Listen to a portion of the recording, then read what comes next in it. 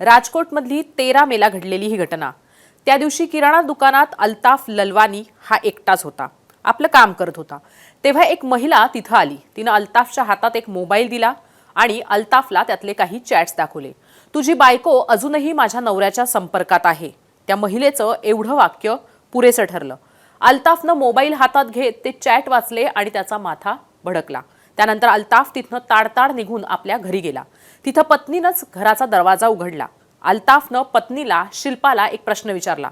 तो प्रश्न होता, जितूशी तुझं नातं आहे काय? तिनं शांतपणे आणि थेट उत्तर दिलं, हो, जितूशी माझं नातं आहे, जितूशी माझे संबंध आहेत।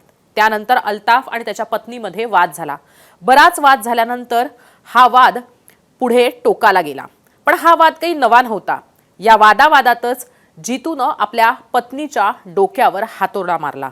गेल्या अनेक दिवसांपासून असेच वाद जितू आणि त्याच्या पत्नीमध्ये सुरू होते। पण त्या दिवशी मात्र वाद टोकाला गेल्यानंतर थेट जितू बरोबरच्या नात्याची कबुलीच शिल्पानं दिल्यानंतर मग मात्र अल्ताफनं तिचा जीव घेतला। आणि त्यानंतर अल्ताफनं दुकानातनं जो हातोडा आणला होता तो हातोडा घेऊन तो तिथनं पसारही झाला। अल्ताफनं शिल्पाला मारत असताना एक नाही तर अनेकदा तिच्या डोक्यावर वार केले, ज्यानं शिल्पाच्या डोक्याचा चेंदामेंदा झाला।